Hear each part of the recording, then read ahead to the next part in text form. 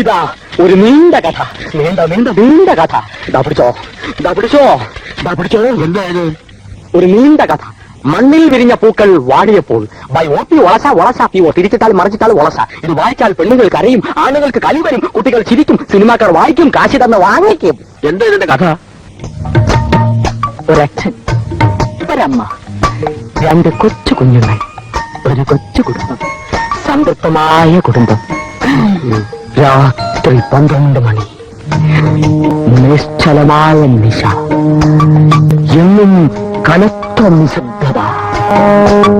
അതാ വീട്ടിൽ നിന്നും ഒരാൾ പ്രത്യക്ഷപ്പെടുന്നു. പ്രത്യക്ഷപ്പെട്ട് ഒരു ബോംബ്, 2 ബോംബ്, 3